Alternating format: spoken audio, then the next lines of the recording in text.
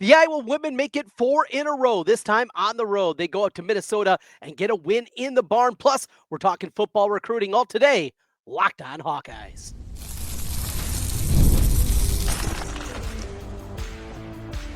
You are Locked on Hawkeyes, your daily podcast on the Iowa Hawkeyes. Part of the Locked On Podcast Network, your team every day. Hey, welcome in. I'm Trent Condon, and this is the Locked on Hawkeyes podcast. Thanks for making Locked on Hawkeyes your first listen every day. We're available wherever you find podcasts. You can also watch us on YouTube. While you're there, hit subscribe. Just takes a moment and helps us get in front of more Hawkeye fans. Today's episode of Locked on Hawkeyes is brought to you by Game Time. Download the Game Time app, create an account, and use code LOCKEDONCollege for $20 off your first purchase. Well, we have a little potpourri for you here today. We're going to talk Iowa football recruiting. Signing day has come and gone, and yes, it is much different than it was in the past. That first Wednesday of February was a national holiday for a lot of sports fans out there, and certainly college sports fans. Not the case anymore. In fact, Iowa just signed one guy, Jacob Wallace, and we'll talk a little bit about him. But the class as a whole, that's coming up here in just a little bit. Plus, we'll be joined by David Eickholt from 24/7 Sports, HawkeyeInsider.com. His thoughts mostly on Iowa basketball, the scene as he was at Carver over the weekend for what we saw in the big upset win. But we begin today, and we'll talk some men's basketball as well, as Iowa, after the loss to Purdue, tries to right the ship at home as they'll welcome in Wisconsin this weekend. But we begin today with another win for the Iowa women's basketball team. And after their fifth consecutive loss here a couple of weeks ago, it felt like maybe this team was circling the drain. Perhaps these players that were thrust into bigger roles, the Sydney Affolters, the Taylor McCabe's, the Kylie Fearbachs, that they were playing roles as starters now and important pieces to a team that didn't have CC22 on the team anymore, that this was going to be in a difficult process for them to overcome and to take that bigger role. There were questions about Jan Jensen. Did they pick the right coach? In fact, I had that thought in the back of my mind. And well, when it's in the back of my mind, it usually comes out here as we talk to you each and every day. And since then, this team has figured it out. Now, we can look back at some of those games individually, and we look back to certainly the last loss out of that group.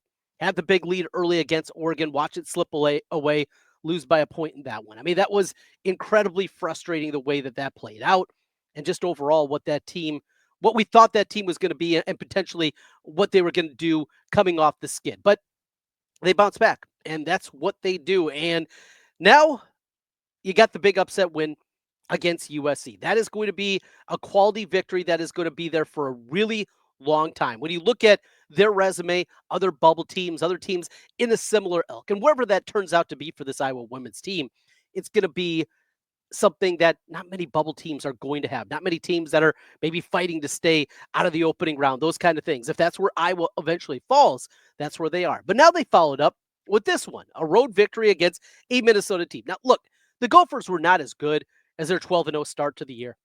You saw them early in the non-conference, and they kept piling up victory after victory after victory.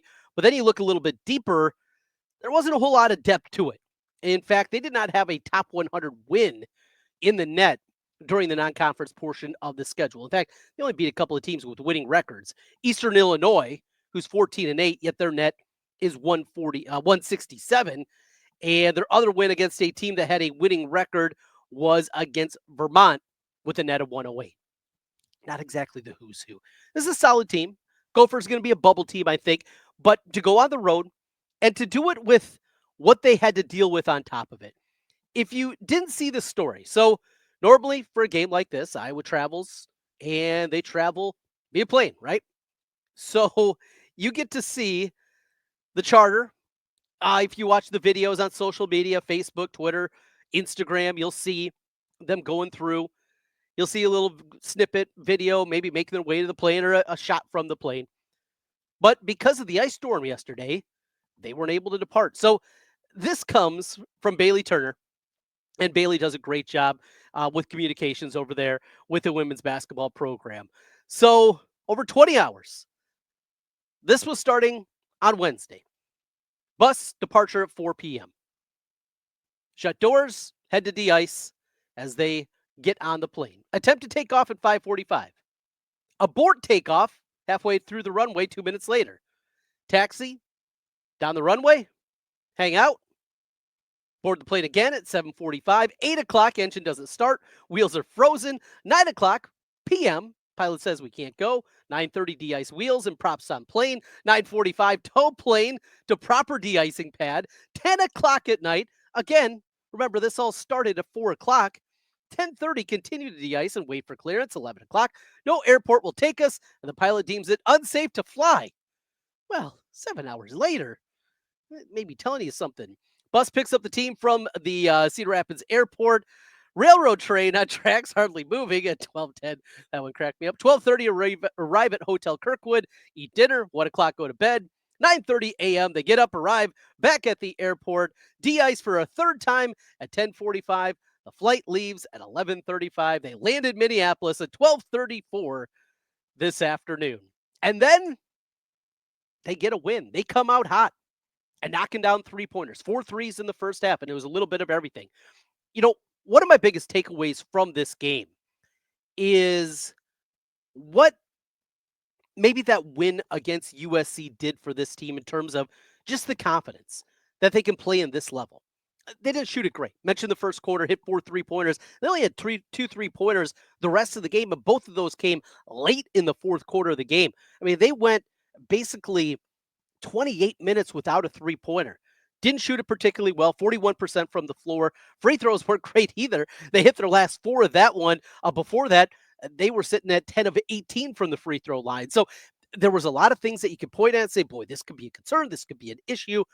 But the confidence that you see building back with Kylie Feuerbach. You know, she played so well defensively against Juju Watkins, and the acclaim that came with that, doing that against one of the most prolific scorers in college basketball and one of the best players, period, in all women's college hoops. To do that, and then you saw that confidence maybe build with the shot a little bit because she was confident and took it a couple of times. Had a great cut to the rim and a great pass from O'Grady finishing there in the fourth quarter. So you see that building with her. Sydney Affolter's back doing her thing. And I don't know if it was the knee injury that slowed her up earlier this year, but this is a Sydney Affolter that we knocked down a couple open threes. Got to be able to do that. But then the tenacity, the toughness, the Southside Chicago, she's got it all. Sydney Affolter there, making the dirty plays, doing the dirty work, and finishing with the double-double in the game. McCabe didn't shoot it well until she did. Knocked out just a huge 3 there on the left wing late in that one. Really felt confident after Minnesota came all the way back. You know, Iowa controls this game throughout the first half. Any run that Minnesota had, Iowa had a response. Same thing in the third quarter. And all of a sudden, like that, in a snap of a finger, that lead wilted away. And it reminded you a lot, at least me, of the Nebraska game that we saw earlier this season, where many of the same kind of things were happening, yet they had an answer. They were able to do it with Hannah Stuelke. Hannah eventually fouls out again, played with foul trouble again, yet Hannah Stuelke, the confidence that she's playing with and just how good she is now coming off that concussion and what we've seen out of her. This team, they're built different. And this is a women's basketball team that's obviously different without Caitlin Clark out there. I mean, it goes without saying we know that. But looking at a couple of numbers, we know this team's better on the defensive end. I mean, you can tell that, more connected on that end. They got to play at a different kind of pace also, not playing without Caitlin Clark. So looking up the analytic numbers. These come from Bart Torvik. And Bart Torvik, his numbers go back 5 years now in women's basketball. So we get the whole Caitlin Clark era, and now here year number 1 minus CC. So Iowa, over those 4 years, finished second, first, and first in offensive efficiency. Great offensive team. This year, they're 32nd, which is still good. Very good. Remember, we're talking about 360-some D1 teams. When you're 32nd, that's really good. Defensively, though, going back, 4 years ago, Iowa was 190th in the country in defensive efficiency. Woof. That's Fran-like. Then 96, 59th, and last year improved to 42nd. This year, they got the 22nd best team in defensive efficiency in the country. You see that showing up, their ability to generate steals, to get out, pressure with a myriad of different ways, and then what they can do inside. With Stuelke, obviously her athleticism inside, the size of O'Grady when she's in there playing, they can go big, they can go small, they can beat you a myriad of different ways. Really fun to watch. It is different, no doubt. But 4 in a row now for this women's team, and the concerns we talked about, are they a bubble team? The momentum that possibly could be thwarted if they would not make the NCAA tournament this year. Looks like that's going to be off the table. Look, if Iowa now with this win, finishes things up. And if they just go down the stretch and they're able to win the 2 games that they're absolutely supposed to, they have 2 games remaining that they're slam dunks. They really are. They are matchups against Wisconsin at the end of the year, also a matchup against Rutgers, both of them at home. You win both of those, I think you're a tournament team. But now you look at this game Monday against Nebraska. A little revenge. They shot lights out in that game. His defense seems to be playing a lot better since that game for the Iowa women. You steal that one. Well, you get UCLA at home. Well, we saw him do it against USC, and Lauren Betts is going to be a nightmare inside of what she can do. However, UCLA hasn't seen an environment like Carver-Hawkeye Arena is going to be. We will see. Going to Ohio State's going to be tough. The Buckeyes want revenge. Iowa, we've kind of rubbed their face in it a couple of times throughout the last 4 years, and that certainly group of ladies, along with the coaching staff, have not forgot about that. The Buckeyes will be ready to go. It'll be a tough task, but this team feels different. And this team, the likelihood is they're not going to be able to do enough to pull themselves up, to secure a top 4 seed. They'd have to have an incredible stretch here to make something like that happen. But they're going to be a tournament team. That is good. Fun to watch and a great win anytime you beat the Gophers. For me, a North Iowa guy, always love to beat Minnesota.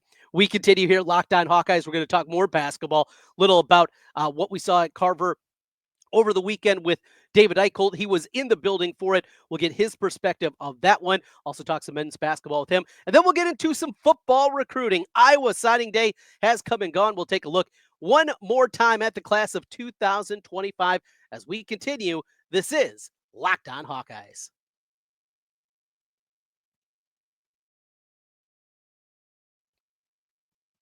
Today's episode is brought to you by Game Time. Looking for tickets for your next big event, whether it's a concert, a comedy show, or sports. Find the right ticket at the right price. It can be a headache. But with Game Time Picks, it's never been easier. Let me tell you how it works. With Game Time Picks, the app does all the hard work for you.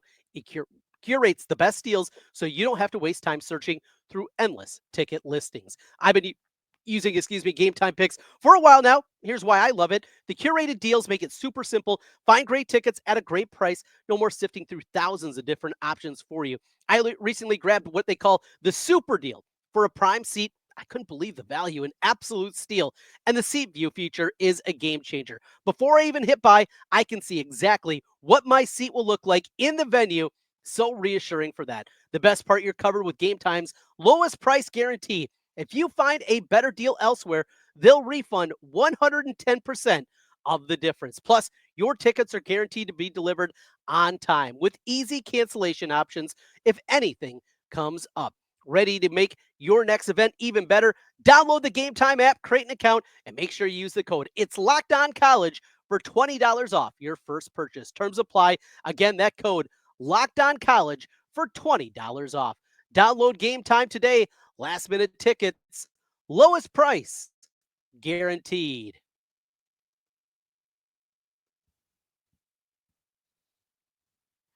Thank you for coming on, David Eickholt. Before we get into last night, etc., I want to applaud you.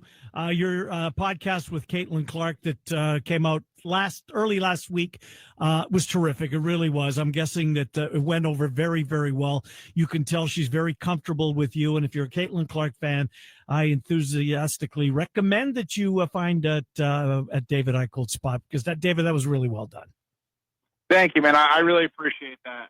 The traction's been really awesome to see. And when you get Caitlin Clark, you kind of expect that, but she was very gracious with her time. And it was kind of fun to just sort of reminisce on everything and kind of take the spotlight away from the Fever, who in their own right are making their own moves yeah, right I'll now. say. Man. I don't know.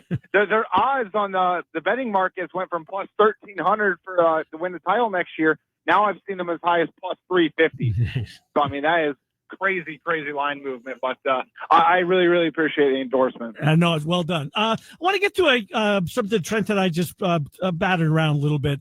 Owen Freeman, and he was the very last question at Fran McCaffrey's presser after the game was asked, why I noticed, I don't know who it was, but I'm paraphrasing. I noticed Owen Freeman wasn't on the bench. And Fran pointed out he had surgery the day before on his finger. I just found that odd, David, that, finger surgery, It doesn't seem like the most severe surgery a person could undergo, and to be gone that long, and you hear all the rumors, etc. I found it odd he wasn't there yesterday, David. Am I reading too much into it?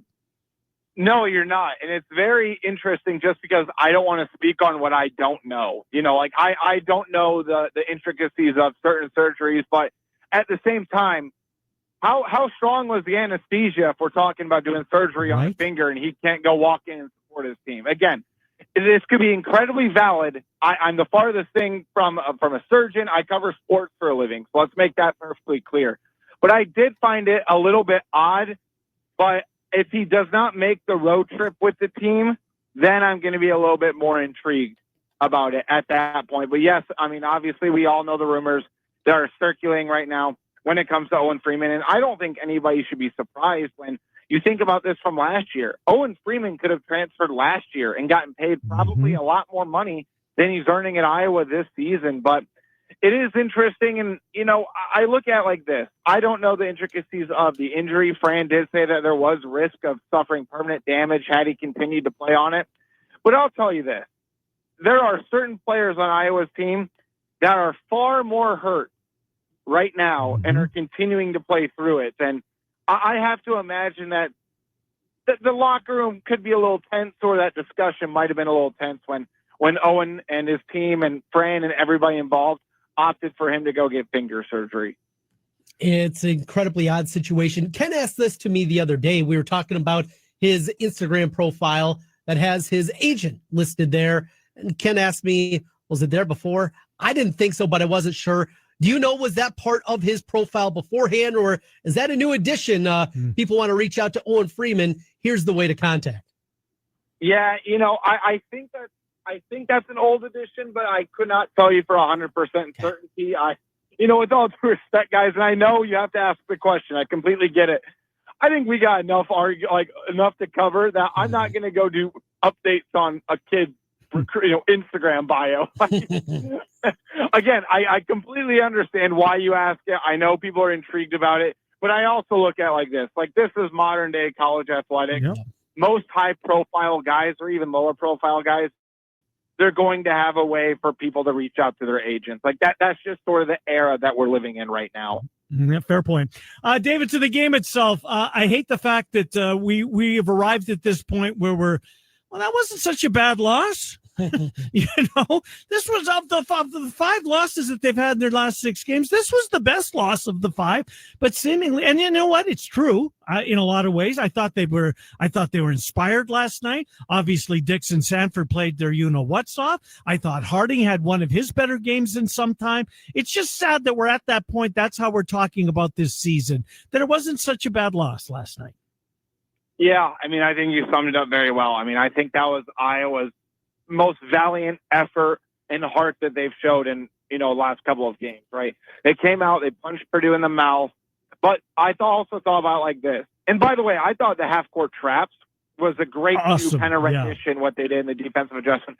Kudos to Riley Mulvey and Evan Braun, who have played so sparingly. I thought they were great in that first half. Stats won't light you up, but that sequence when Evan Braun had that block and put back layup on the other end, I think really kind of energized everybody involved. But I also look at it like this. Outside of the free throw shooting in that first half, 2-7, they played a near perfect first half. And what was the halftime score? Tied. Yeah. They were tied. Yep. And right when Braden Smith buried that logo 3, I turned over to a couple of my media colleagues that put on my message board. I said, Braden Smith is going to take over. Like, it just looks poised. That was what really changed the momentum in my mind, is him burying that shot. I put that in my column this morning. But you're right. I think at this point we need to kind of take those little moral victories. I think that's what Iowa needs to take, because I've said this. I do think there's a greater odd right now of Iowa missing the Big Ten tournament than making the Big Ten tournament. Just when you look at the way the schedule lines up, they go on the road to Illinois. They go on the road to Northwestern. They're hosting Wisconsin. I think they're on the road at Rutgers and Maryland, and they host Michigan State. Yikes. I know Rutgers isn't good, but I'll tell you, they have 2 5-star talents, and they're always tough at home. That's not an easy place at all. And if there is anything left in the tank for this squad, if you can't show up after that embarrassment against the Badgers up in Madison, having a player call out because you don't play a lick of defense, If you come out and you're flat on this one, I mean, it already feels like the season is over. If they play poorly on Saturday, at least come out slow. You know, this thing's absolutely cooked, and there's probably a lot more to the story. You know, I'm inclined to agree with you, but I've kind of started to think about it like this. We know that the fan base is at such an apathetic level, right? I mean, that's what we've kind of been harping on, especially since that Minnesota loss is when I think really, even the most diehard fan defenders or supporters or men's program, that's what really kind of sealed the deal for them. Is that fair to say? Yes. Yep. Now I think the bigger question becomes, if Iowa struggles down the stretch and they miss the Big Ten tournament, does apathy turn into anger again going into the offseason? Because if it doesn't, that's when I think there needs to be a whole new level of degree of worry about this men's basketball program. Because I may have told you guys this a couple weeks ago, but this is why I've continued to kind of harp on my message board and in conversation. You would rather have an angry fan base than an apathetic fan base, because anger implies care, love, and emotion to some degree. Apathy is accepting, and you can live with or without it. And that's going to be the danger of Iowa's kind of next month and a half to really see what direction the fan base is going to go. Regardless, the bigger question becomes, what does Fran McCaffrey do? What is Beth Getz going to do? And what's Iowa going to do, regardless of how the season ends at this point? Because even if Iowa wins out, are people really going to fully buy back in? I really don't think so. No, nor do I. David Eickholt joining us, HawkeyeInsider.com. David, what was the difference last night in Josh Dix's game? He was terrific, coming off a game that he didn't score, they didn't play, I think, the last 6 minutes of the game. What was his biggest difference? Was it just the rest? Maybe the rest helped a little bit, but I think getting him going early, because the thing with him is, I wrote my column last week, some things I wanted to see Iowa do. I wanted to see them get Josh Dix the ball early, run some step plays for him, run that free-flowing offense. What happened on the first two possessions? They get that defensive stop. Riley Mulvey doesn't block the shot, but he adjusts the shot. Iowa gets a fast break, wide open three-point look for Josh Dix. Nothing but net. The following possession, he takes it right to the rim, finishes it. That's 5 quick points in a minute and a half. And Josh Dix is always an even keel player. He's always a very confident player. He really lets the game come to him. But last night, I also think he tried to be a little bit more assertive with his shots. I think that shot he had in that final 90 seconds to tie the game back up, he'd been hitting his shots all game. Probably not a great look, but you live with it just considering how hot he was throughout the game. But with Owen Freeman being out, with Iowa, again, respectfully to Evan Bronze and Riley Mulvey and those guys in the front court, we kind of know Iowa's going to need 50 apiece from Peyton and Josh at this point. Or if Seydu doesn't step up or Brock Harding doesn't step up, Josh Dix, I think, saw there was a lack of post scoring and say, hey, you know what? I know I'm a bucket getter. I'm going to go out and get it. And he did that all night last night on a very, very efficient. I think he finished off 11 of 17 from the field, 10 of 16 from the field, 27 points. I think the lack of Owen Freeman and getting his shot going early was just key for him. Yep, 10 of 16. Good stuff. David Eickholt, HawkeyeInsider.com, part of 24/7 Sports. David, thanks for what you do for us, as always, my friend. Congratulations on the Caitlin Clark podcast. Very well done. Thank you, David. Hey, I appreciate you guys. Take care. Have a good week. Yep, good to talk to you. David Eickholt, we check in on the Hawks.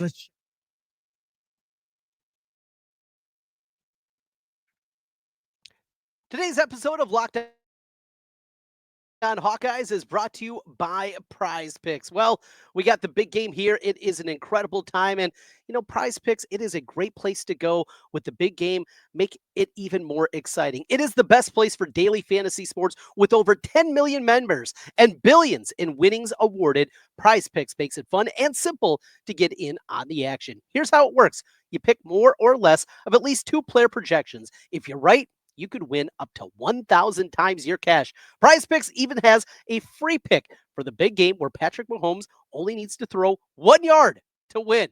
Pair that with one more correct pick, and you're cashing out. This week, I'm taking a look at tight ends. Both more Travis Kelce receiving yards and more receptions for Dallas Goedert. I like both the tight ends in this game. And what I love most about Prize Picks, fast, safe withdrawals. When I win, my cash is in my account in as little as 15 minutes. Check out the promos tab, and you can tail any of the super sweet Millie winners, big game lineups. If you tail a lineup that goes 3 for 3, you can split a $1 million in promo funds. Download the app today. Make sure you use the code. It's Locked On College to get $50 instantly after you play your first $5 lineup. That's code Locked On College for $50 instantly after you play your first $5 lineup. Prize Picks, run your game. Trent Condon back with you one final time. Locked On Hawkeyes. Let's talk some football here as signing day has come and gone. Now, as I mentioned earlier, it is a completely different world as it pertains to signing day in February. I mean, this was a thing. And for our younger viewers and listeners out there, this was the day that us nerds absolutely loved. You're waiting on pins and needles. Who's going to sign? Who's going to commit? Is the fax going to come in? Yeah, the fax machine was a big thing as it pertained to this one. It's not the case anymore. We have the early signing period now in December. Most of these guys have made their decision, certainly the way that Iowa recruits early on. But they did pick up one more commitment here towards the end in Jacob Wallace. And I'm really excited about Jacob Wallace. You start with the pedigree, the bloodlines, family of athletes. His brother finish up his career after starting UMass. He went to Michigan. He was on the national championship team from 2 years ago and now is playing in the NFL. So you start right there. A little bit undersized, and I think that's where some of the trepidation came from him in the recruiting circles, but he was gaining some momentum here a little bit later on. This is a Phil Parker special, though. A little bit undersized. Didn't have the major offers, but they need cornerbacks. And you wonder now with Jacob Wallace, his signing late in the game, the likelihood that he's going to come in and be a day one starter for a guy that is not highly regarded in recruiting circles doesn't seem real high. But we know that they need help at cornerback. Could it be that they struck out, and we know that they did as it pertains to cornerback recruiting during the early portal cycle, and they're likely going to be there again when the spring portal opens up. But maybe that's something just to keep an eye on. But Jacob Wallace, guy to be excited about. Had D1 interest on the basketball floor and also here on the football field. Bunch of mid-majors, some bigger programs started to come in, but Iowa got involved with them really like this one. Obviously, the top of the class is Yosei Epinesa. Yosei, another 4-star, AJ's little brother, and we'll see if he can help right away. I think a rotational piece would be something, and Iowa needs more guys that can get to the quarterback, right? Iowa needs a few more guys that you look at and say they can get there. They can be the kind of that's what Iowa needs to generate a little bit more because they just didn't get enough of a pass rush this past season. The other 4-stars in this class, couple of tight ends in Goucher and Cooney, and then Thomas Meyer.